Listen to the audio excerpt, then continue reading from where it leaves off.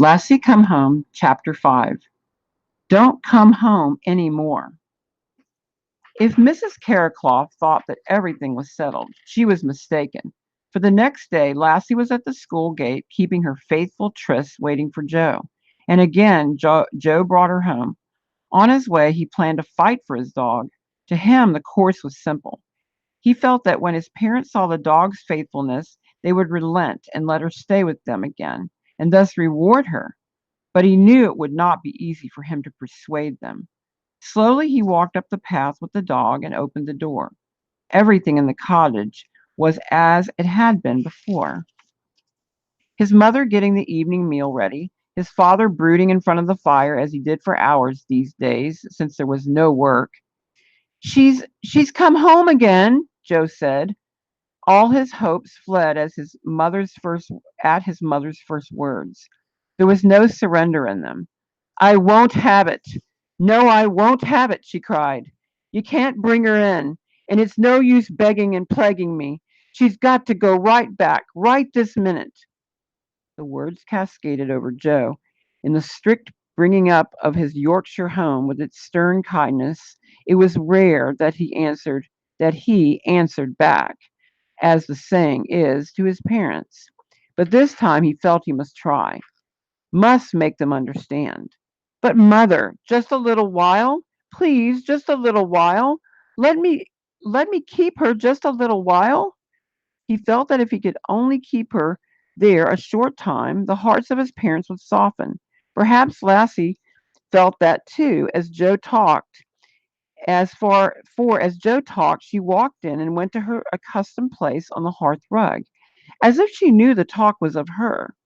She lay down, turning her eyes from one to another of the humans who usually spoke so quietly, but whose voices now were harsh. It's no use, Joe. The longer you keep her here, the harder it's going to be to take her back, and go back she must. But mother, father, look, please. She doesn't look well. They don't feed her right. Don't you think? Joe's Joe's father got up and faced his son. The man's face was blank and emotionless, but his voice was full of understanding. That won't work this time, Joe, he said ponderously. You see, lad, it's no use. We maun take her back right after tea. No, you'll take her back this very minute, Mrs. Karakov cried. If ye don't, you'll have that Hines round here again, and I won't have him walking into my house as if he owned it. Now put on your cap and go this very minute. She'll only come back again, mother. Don't you see? She'll only come back again. She's our dog. Joe stopped as his mother sank down in a chair in a movement of weariness. She looked at her husband, and he nodded, as if to say Joe was right. She comes back for the lad, you see, the father said. I can't help it, Sam. She's got to go, Mrs. Carraclough said slowly. And if that and if it's the lad she comes back for, then she must take him with ye. Then ye must take him with ye. Let him go with ye, and he must put her in the kennels and tell her to stay. Then if he bid her rest there, happen she understand and be content, and not run away home any more. Ay, there's sense to that, the man said slowly. Get thy cap, Joe, and come wi' me. Miserably, Joe got his cap, and the man made a soft whistling sound. Lassie rose obediently. Then the man, the boy, and the dog left the cottage.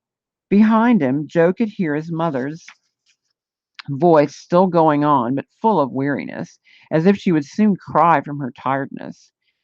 If she'd stay, then happen we could have a little peace and quiet in the home, though heaven knows there's not much chance of that these days, things being what they are. Joe heard her voice trail away as silently he followed his father and Lassie. Grandfather, Priscilla said, can animals hear things that we can't? Oh, yes, yes, of course, the Duke roared. Take a dog now. Hears 5 times as well as a human being. For instance, my silent dog whistle. It isn't silent, really. Makes high frequency sounds, but we don't hear them. No human can. Dog hears them though and comes running. That's because Priscilla saw her grandfather start and then begin waving his blackthorn stick menacingly as he went down the path. Carracloth, what are ye doing there with my dog? Priscilla saw down the path of a great saw down the path a great, tall village man, and beside him a sturdy boy who stood with his hand resting lightly on the mane of a collie. She heard the dog growl softly, as if in protest at the menacing advance of her grandfather, and then the low voice of the boy quieting the dog. She followed her grandfather toward the strangers. Sam Carracloff, seeing her coming, lifted his cap and poked his son to do likewise. This was not in any sense a servile gesture, but because many of the rough village people prided themselves in being well brought up and conducting themselves with politeness. It's Lassie, Carracloff said. Of course it's Lassie, the Duke boomed. Any fool can see that. What are you doing with her?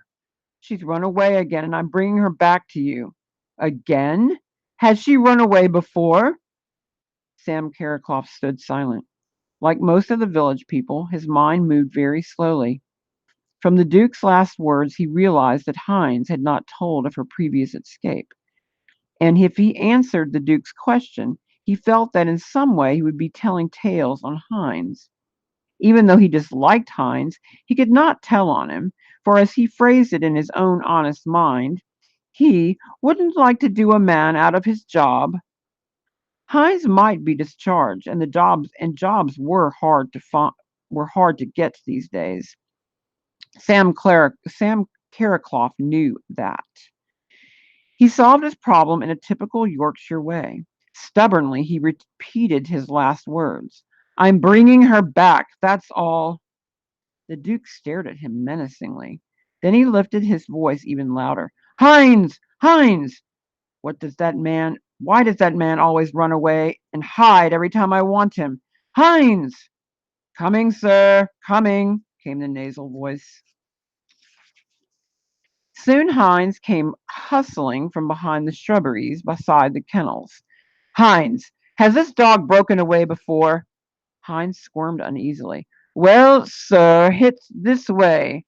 Did she or didn't she? In a way, sir, she did, but I didn't want to disturb your grace about here, Hines said, fingering his cap nervously. But I'll jolly well see she doesn't get away again. Can't think how she did it. I wired up all the places she dug underneath, and I'll see. You'd better, the Duke shouted. Utter nincompoop, that's what. And I begin to think you're an utter nincompoop. Hines, pen her up, and if she breaks out again, I'll. The Duke did not finish explaining what dire things he intended to do, but instead went stumping away in an evil temper without so much as a thank you to Sam Carracloff. Priscilla somehow felt that, for she started to follow her grandfather, but then halted. She turned, and standing quietly, watched the scene he had left. Hines was stirring angrily. I'll pin her up, he muttered, and if she ever gets away again, I'll. He did not finish the sentence, for as he spoke, he made as if to grasp Lassie's mane. But he never reached the dog, for Sam Carracloff's heavy, hobnailed boot trod on Hines' foot, pinning him to his position. The man spoke loudly. I brought my lad with me to pin her up this time, he said. It's him she runs home for, and so he'll pin her up and bid her stay. Then the cumbrous Yorkshire voice lifted, as if Sam Carracloff had just noticed something. Aye, now I'm sorry. I didn't hardly notice I were standing on thy foot. Come along, Joe, lad. Unlatch the kennel for us, Hines, and we'll put her in. Priscilla, standing still beside the aged evergreens, saw the dog come through from the kennel to the run. As the boy came by the wire, she lifted her head and then walked to him.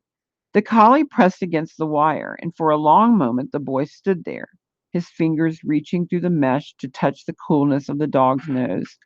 The man ended the silence. Come on, Joe, lad. Now get it over with. There's no use stretching it out. Bid her stay. Tell her we can't have her coming home no more." Priscilla saw the boy by the kennels look up at his father and then glance around, as if there would be some help coming from somewhere. But there was none. There was no help anywhere for Joe, and he swallowed and started to speak, his words coming slowly, in a low tone, but getting faster and faster as he spoke. "Stay here and bide happy, lassie," he began, his voice hardly audible. "And and don't come home no more. Don't run away no more. Don't come to school for me no more. Stay here and let us be, because you don't belong to us no more, and we don't want to see thee ever again, because that's a bad dog, and we don't love thee no more, and we don't want to see thee. So don't plague us and come running home and stay here forever and leave us be, and don't never come home again." The dog, as if it understood, walked to the far corner of the kennel and lay down. The boy turned savagely and started away, and because it was hard for him to see where he was going, he stumbled. But his father, who was walking beside him with his head very high and his gaze straight ahead, caught him by the shoulder and shook him and said roughly, "Look where thou's going." Joe trotted beside his father, who walked quietly. He was thinking that he would never be able to understand why grown-ups were so hard-hearted just when you needed them most. He ran beside his father, thinking that, and not understanding that the man wanted to get away from the sound that followed them, the sound of a collie barking bravely, calling to her master not to desert her. Joe did not understand that. And there was another who found many things hard to understand. It was Priscilla, who came closer to the run where the collie now stood, her eyes fixed unmovingly to the spot where she had last seen her master turn the corner down the path, her head lifting with the signal bark. Priscilla watched the dog until Heinz came from the front of the kennels. She called to him, "Heinz!" "Yes, Miss Priscilla." "Yes, Miss Priscilla? Why does the dog run home to them? Isn't she happy here?" "Why, bless your heart, Miss Priscilla, of course she's 'appy. A fine kennel like she's got. She just runs 'ome because they've trained her to do it. That's the way they do. Steal 'em back and sell 'em to somebody else before ye could say Bob's your uncle." Priscilla wrinkled her nose in thought. But if they wanted to steal her back, why did they return her themselves? "Now just you don't worry your pretty head about it," Hines said. "It hits just you can't trust none of them down in the village. They're always up to tricks, they are, but we're too smart for 'em." Priscilla thought a while. But if the boy wanted his dog back, why did they ever sell her in the first place? If she was my dog, I wouldn't sell her. Of course you wouldn't, Miss Priscilla. Then why did they? Why did they? Because your grandfather paid 'em a bloomin' good price for air, he did. That's why, a bloomin' good price. Ease too easy on 'em, that's what. If I 'ad my way, I'd make 'em step round a bit, that I would indeed." Satisfied with the solution, Heinz turned to the dog, which still stood, barking its signal. "Quiet now. G'wan down, weave yer. In yer kennel, lie down, g'wan." As the dog made no sign of having heard him, Heinz strode nearer and lifted his hand in a striking gesture. Slowly Lassie turned, and from her chest sounded a bass rumbling. The lips crept upward so that the great teeth shone whitely. Her ears drew back, and the mane on her neck rose slowly. Then the rumbling growl sounded louder. Heinz halted, and he rolled his tongue between his gaping front teeth. "Oh, so ye'd get nasty, would yer?" he said. Then Priscilla walked before him. "Look out, Miss Priscilla. I wouldn't go too near if I were you. She'd just as lief take a bite out of yer as look at yer, if hi no dogs. Why, hi do. But hi'll have the fine lady steppin' around afore him through with air, that I will. So you keep away from air, miss." And Heinz turned away. For a long time For a long time Priscilla stood. Then slowly she walked to the wiring. She put her fingers through so that they were close to Lassie's head. "Come here, then, girl," she said softly. "Come to me. Come on. I wouldn't hurt you. Come on." The dog's growling subsided, and she sank to the ground. For 1 second her great brown eyes met the blue eyes of the girl. Then the dog ignored her, and with a sort of suffering aristocratic majesty lay in the pen. Her eyes did not blink, and her head did not turn.